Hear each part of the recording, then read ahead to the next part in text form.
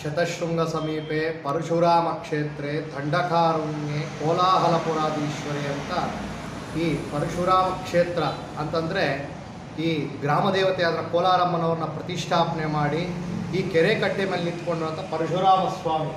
ಈ ಸ್ವಾಮಿನ ಯಾರು ಪ್ರತಿಷ್ಠಾಪನೆ ಮಾಡಿಲ್ಲ, ಆತನೇ ಸ್ವಯಂಭೂ ಅಂತಂದರೆ ಆತನೇ ಬಂದಿಲ್ಲಿ ಪ್ರತಿಷ್ಠಾಪನೆ ಆಗಿದ್ದಾರೆ. ಹಿಂದ್ಗಡೆ ನೀವು ಕಾಣ್ಬೋದು, ಹಿಂದ್ಗಡೆ ಇದೆಲ್ಲ ಮೂರ್ತಿ, ಅದು ಮೂಲ ಸ್ಥಾನ ಪರಶುರಾಮ ಸ್ವಾಮಿ. ಆಚೆಗೆ 10 ವರ್ಷ ನಂತರ ಹೊಸ ಮೂರ್ತಿಯನ್ನು ಪ್ರತಿಷ್ಠಾಪನೆ ಮಾಡಿರೋದು. ಹಿಂದೆ ಇರುವಂಥ ಪರಶುರಾಮ ಸ್ವಾಮಿ ತ್ರೇತಾಯುಗದಿಂದ ಇರುವಂಥ ದೇವರು. ಅವು ಕೋಲಾರಮ್ಮನವ್ರನ್ನ ಪ್ರತಿಷ್ಠಾಪನೆ ಮಾಡಿ, ಆ ಏನಕ್ಕೋಸ್ಕರ ಕೋಲಾರಮ್ಮನವ್ರನ್ನ ಪ್ರತಿಷ್ಠಾಪನೆ ಮಾಡ್ತಾರಂತಂದರೆ ಆತನಿಗೆ ಮಾತೃಶಾಪ ಅಂತಿರುತ್ತೆ. ಆ ಜಮದಗ್ನಿ ಮಹರ್ಷಿ ಅವರ ತಂದೆ ಅವರ ಮಾತುಗೋಸ್ಕರ ಆ ತಾಯಿಯನ್ನು ಶಿರಸ್ಸೆಯನ್ನು ಮಾಡ್ತಾರೆ ಅವರು ಪರಶುರಾಮ ಸ್ವಾಮಿ. ಆ ದಿಸಕ್ಕೊಂದು ಶಕ್ತಿ ದೇವಸ್ಥಾನ ಕಟ್ಟಬೇಕಂತೆ ಆತ. ಇಲ್ಲ ಅಂದರೆ ತಿನ್ನೋ ಅನ್ನ ಎಲ್ಲ ಉಳುಗಳಾಗಿ ಕಾಣುತ್ತಂತೆ, ಮಾತೃಶಾಪ ಆತನಿಗೆ. ಅದಕ್ಕೋಸ್ಕರ ಇಲ್ಲ ಅಲ್ಲಿ ಕೋಲಾರಮ್ಮನವ್ರನ್ನ ಪ್ರತಿಷ್ಠಾಪನೆ ಮಾಡಿ ಈ ಕೆರೆ ಕಟ್ಟೆ ಮೇಲೆ ನಿಂತ್ಕೊಂಡಿದ್ದಾರೆ. ನೀವು ಸೌದತ್ತಿಯಲ್ಲಿ ನೋಡ್ಬೋದು, ಯಲ್ಲಮ್ಮ ಅಂತ ಸೌದತ್ತಿಯಲ್ಲಿ ಶಿರ ಪ್ರತಿಷ್ಠಾಪನೆ ಮಾಡಿದ್ದಾರೆ, ಯಲ್ಲಮ್ಮನವರ ಪ್ರತಿಷ್ಠಾಪನೆ ಮಾಡಿ ಅಲ್ಲಿಗೆ ಮಾಡಿದ್ದಾರೆ. ನಮ್ಮ ಕೋಲಾರದಲ್ಲಿ ಕೋಲಾರಮ್ಮನವ್ರನ್ನ ಪ್ರತಿಷ್ಠಾಪನೆ ಮಾಡಿ ಇಲ್ಲೇ ಸ್ವಾಮಿ ಪರಶುರಾಮ ಸ್ವಾಮಿ ಇಲ್ಲಿ ಪ್ರತಿಷ್ಠಾಪನೆ ಮಾಡಿದ್ದಾರೆ.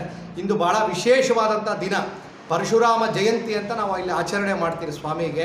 ಇಲ್ಲಿ ಏನೇ ವಿಶೇಷ ಕಾರ್ಯಕ್ರಮ ಅಂದರೂ ಇಲ್ಲಿ ಸ್ವಾಮಿಗೆ ಮೊದಲನೇಯಾಗಿ ಗಣಪತಿಯನ್ನು ಪ್ರಾರ್ಥನೆ ಮಾಡ್ಕೊತೀರಿ. ಆನಂತರ ಪರಶುರಾಮ ಸ್ವಾಮಿ ಮತ್ತು ಗುರು ದಕ್ಷಿಣಾಮೂರ್ತಿ ದೇವಸ್ಥಾನ.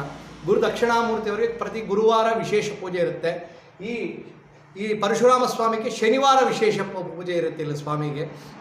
ಈ ಸ್ವಾಮಿಗೆ ಜಯಂತಿ ಪ್ರಯುಕ್ತ ಸ್ವಾಮಿಗೆ ಬೆಳಿಗ್ಗೆ ಪಂಚಾಮೃತಾಭಿಷೇಕ, ವಿಶೇಷವಾಗಿ ರುದ್ರಾಭಿಷೇಕ ಮತ್ತು ಹೂವಿನ ಅಲಂಕಾರ ಏರ್ಪಡಿಸಲಾಗಿದೆ. ಭಕ್ತಾದಿಗಳೆಲ್ಲ ಬಂದು ಸ್ವಾಮಿಯನ್ನು ಅನುಗ್ರಹ ಪ್ರಾರ್ಥನೆ ಮಾಡ್ಕೋಬೇಕು ಅಂತ ಹೇಳ್ಬಿಟ್ಟು ನಾವು ಆ ಸ್ವಾಮಿಯಲ್ಲಿ ಪ್ರಾರ್ಥನೆ ಮಾಡ್ತೀವಿ.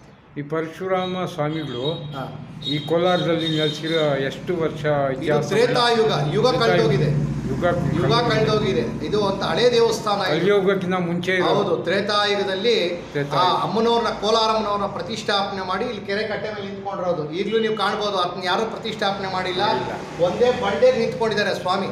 ಅವರೇ ನಿಂತ್ಕೊಂಡಿರೋದು. ಯಾರು ಕೆತ್ತನೆ ಆಗಲಿ ಇನ್ನೊಂದು ವಿಗ್ರಹ ತಗೊಂಬಂದಾಗಲಿ ಇಲ್ಲ. ಆತ್ಮೆ ಸ್ವಾಮಿ ಪರಶುರಾಮ ಸ್ವಯಂಭೂವಾಗಿ ನಿಂತ್ಕೊಂಡಿದ್ದಾರೆ ಸ್ವಾಮಿ ಪರಶುರಾಮ ಸ್ವಾಮಿ.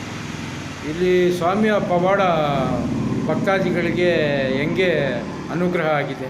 ಸ್ವಾಮಿನ ಇಲ್ಲಿ ಆರಾಧನೆ ಮಾಡೋದ್ರಿಂದ ಅವ್ರ ಕಷ್ಟಗಳೇನಿದ್ರು ಸ್ವಾಮಿ ಪರಿಹಾರ ಮಾಡ್ಕೋತಾರೆ. ಇನ್ನೊಂದು ಏನು ಅಂತಂದರೆ ಪರಶುರಾಮ ಆರಾಧನೆ ಮಾಡೋದ್ರಿಂದ ಶತ್ರು ಭಯ ಅನ್ನೋದಿರಲ್ಲ.